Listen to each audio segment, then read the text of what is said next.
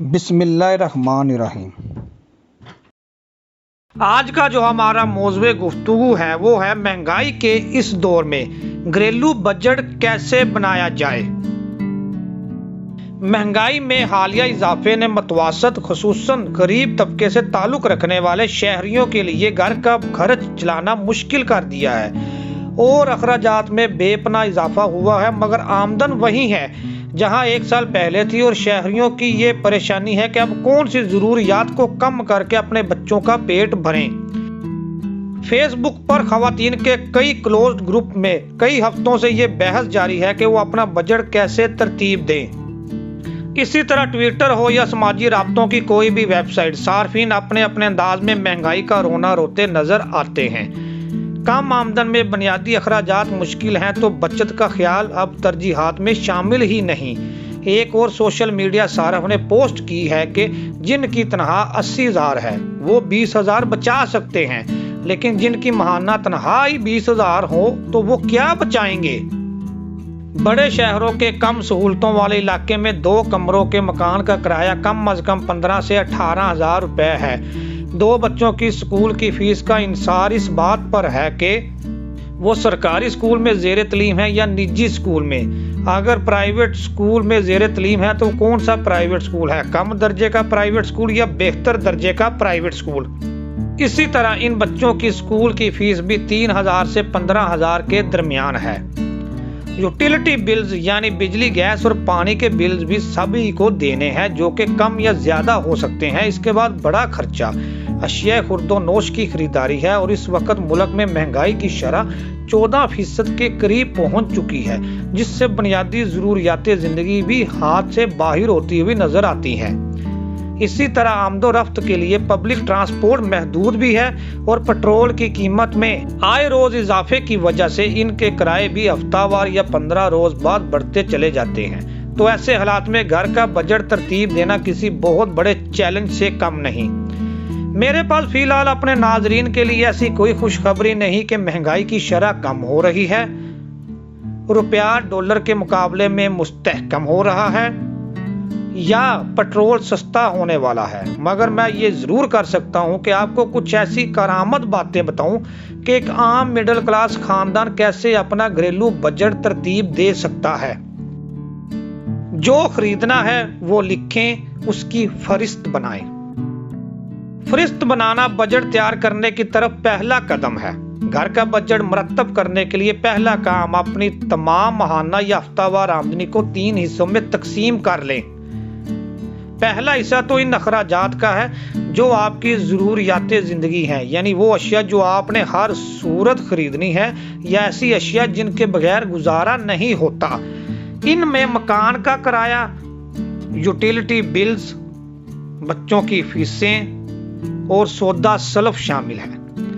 دوسرا حصہ آپ کی خواہشات ہیں، یعنی وہ اشیاء جن کے بغیر آپ کا یا آپ کے اہل خانہ کا گزارا تو ہو جائے، مگر آپ چاہتے ہیں کہ یہ چیزیں بھی آپ کے پاس ہوں۔ ان میں زیادہ تر چیزیں آپ کی طرز زندگی سے جڑی ہوتی ہیں۔ تیسرا حصہ بچت ہے، یعنی آپ شروع میں ہی فیصلہ کر لیں کہ آپ نے کتنی بچت کرنی ہے۔ جب 3 حصے بن جائیں تو آپ پر یہ واضح ہو جائے گا کہ کون سے اخراجات لازمی کرنے ہیں اور کون سے ایسے اخراجات ہیں جن سے جان چھڑانا ممکن ہو سکتا ہے۔ ایسا کرنے سے آپ پر یہ بھی واضح ہو جائے گا کہ کون سے ایسے اخراجات لازم نہیں ہیں اور ان میں رد و بدل کی گنجائش نکل سکتی ہے۔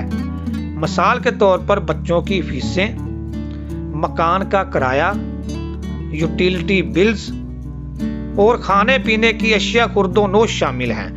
ان چیزوں سے آپ کا چھٹکارا ممکن نہیں ہے، لیکن آپ بجلی اور گیس کے بلز گھٹا سکتے ہیں، کیونکہ یہ آپ کے اوپر ہی ہے کہ آپ نے بجلی کتنی زیادہ استعمال کرنی ہے، اور گیس کا بل بھی آپ کے اوپر ہی ہے کہ آپ ممکن حد تک گیس کم سے کم استعمال کر کے اس کا بل کم کر سکتے ہیں۔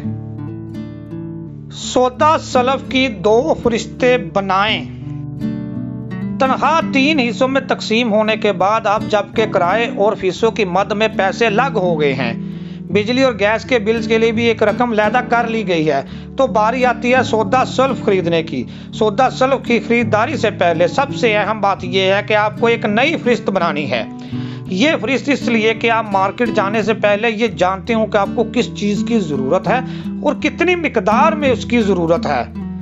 बाज़ औक़ात ऐसा भी होता है कि किचन में सामान मौजूद होता है और हमें पता ही नहीं चलता कि फलां शय की तो ज़रूरत ही नहीं, और बाज़ औक़ात हम कुछ सामान अपनी ज़रूरत से ज़्यादा ले आते हैं। इसलिए सामान की फहरिस्त बनाना बहुत ज़रूरी है। ख्याल रहे ये फहरिस्त 2 बार बनानी है, यानी महीने के आगाज़ में और फिर महीने के आखिर में। ऐसा इसलिए कि आपको अंदाज़ा हो सके कि आपने कहाँ कहाँ पैसे खर्च किए हैं और कहाँ फजूल खर्ची की है। बाज़ औक़ात हमें खुद भी पता नहीं चलता हम कहाँ कहाँ रकम खर्च कर रहे हैं। मसलन अगर आप हर रोज़ दिन में 4 कप चाय पीते हैं, 1 कप 40 रुपए का है, तो आप हफ्ते में 6 दिन ये काम करते हैं, तो ये कम आमदनी वाले शख्स के लिए महीने के आखिर में एक बड़ी रकम बन जाएगी। इसका एहसास आपको इस वक्त होगा जब आप बजट की दूसरी फहरिस्त महीने के आखिर में बनाएंगे।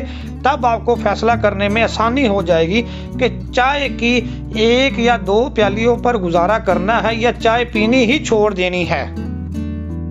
सौदा सल्फ खरीदते वक्त किन बातों का ख्याल रखना चाहिए, इस हवाले से मेरे पास कुछ टिप्स हैं जो कि नाजरीन के लिए मुफीद साबित हो सकती हैं। ऐसे स्टोर ढूंढें जो कि होलसेल पर सामान देते हों और ऐसे स्टोर पर सार्फ के लिए बाकी दुकानों की निस्बत कम कीमत पर सामान दस्तयाब होता है। सबसे अहम चीज़ ये है कि ज़्यादातर खरीदार आमतौर पर कीमतों का तकाबली जायज़ा भी नहीं लेते। आप परचून की दुकान और थोक की दुकान पर जाकर कीमतों का तकाबली जायज़ा लें और उसके बाद फैसला करें कि आपको किस दुकान से सौदा खरीदना है। अगर आप कीमतों का मुआवजा करें तो इससे भी बचत हो सकती है। मसलन आपको एक ब्रांड की चाय की पत्ती पसंद है तो आप हमेशा वही खरीदते हैं, लेकिन क्या आपने इसके साथ रखी हुई दूसरी ब्रांड की पत्ती को ट्राई किया है? हो सकता है वो जायके में भी आपकी पसंदीदा चाय जैसी ही हो मगर कीमत में कम हो। इससे आपके पैसे बच सकते हैं। इसलिए हमेशा देखें कि क्वालिटी पर तो समझौता ना करें, मगर किसी दूसरी कंपनी की चीज खरीद कर तो ट्राई कर देखें। बिजली का बिल आप पर बिजली बनकर गिर सकता है। अगर आपके घर में बिजली और गैस का कनेक्शन मौजूद है तो आपको बिल तो देना ही होगा। हाँ, ये जरूर हो सकता है कि बिल का कम या ज्यादा होना किसी हद तक आपके कंट्रोल में है, और जबकि बिजली की फी यूनिट कीमत मजीद बढ़ रही है तो एहतियात बहुत जरूरी है, वरना बिजली का बिल आप पर बिजली बनकर गिर सकता है। इसलिए क्यों ना आप कपड़े धोने या इस्त्री करने का काम दिन के औकात में करें जो कि ऑफ पीक टाइम है। शाम 6 बजे से रात 10 बजे तक बिजली की फी यूनिट कीमत सबसे ज्यादा होती है। लिहाजा कोशिश करें कि शाम के इन औकात में बिजली का इस्तेमाल कम से कम रखा जाए। इससे बिजली के बिल में बड़ा फर्क नजर आएगा।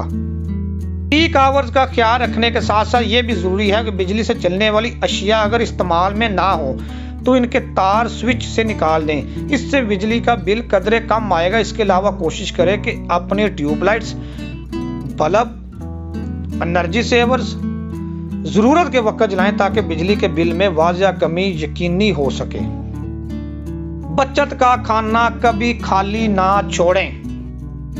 यह हकीकत है कि इस कदर महंगाई में महदूद आमदनी वाले खानदानों के लिए बचत का सोचना बहुत मुश्किल है, मगर नामुमकिन तो कुछ भी नहीं। तो कोशिश करें जब आप बजट मुरतब करते हैं तो इसकी एक फहरिस्त बनाएं और एक खाना बचत का भी बनाएं। और जरूरी नहीं कि बचत कई हजार रुपए की हो, ये चंद 100 की भी हो सकती है। हम महंगाई से इतने परेशान हैं कि बचत करना भूल ही जाते हैं, मगर ये घर का खर्चा चलाते वक्त निहायत अहम है कि आपके पास इमरजेंसी के लिए कुछ रकम हमेशा मौजूद हो। किसी हादसे या बीमारी की सूरत में अगर आपने बचत नहीं की तो आपका सारा बजट तहस नहस हो जाएगा। क्या महंगाई के दौर में आमदनी बढ़ाई जा सकती है? इसका जवाब है बिल्कुल बढ़ाई जा सकती है, मगर हम ये भूल जाते हैं कि जिस तबके का बजट हम तरतीब देने की कोशिश कर रहे हैं वो मेहनत कश लोग हैं और ये दिन भर किसी दफ्तर या खुले आसमान तले काम करते हैं या किसी दुकान या फैक्ट्री में काम करते हैं। तो शायद इनके लिए मुमकिन नहीं कि वो दिन भर काम के बाद शाम को नए सिरे से मेहनत करें। मगर इसका मतलब हरगिज नहीं कि ऐसा खानदान अपनी आमदन नहीं बढ़ा सकता। इसका हल भी मौजूद है और यही हल जानने की कोशिश करते हैं। आप देखें कि आपके खानदान में और कौन है जिसके पास हुनर है। ये हुनर सिलाई कढ़ाई का हो सकता है, बच्चों को ट्यूशन पढ़ाने का हो सकता है, अच्छा खाना पकाने का हो सकता है। तो अब ये तमाम काम आसानी से घर बैठे किए जा सकते हैं। अब ऐसी मोबाइल ऐप्स मौजूद हैं जिनके जरिए आप घर में खाना पकाएं और डिलीवर करवा दें। हमारे पास कई ऐसी खवातीन की मिसालें मौजूद हैं जिन्होंने अपने घर के करीब ही किसी बिल्डिंग में मौजूद मुख्तलिफ दफातर के मुलाजमीन को खाना सप्लाई करना शुरू किया और यूं इनकी आमदनी में बड़ा इजाफा हुआ।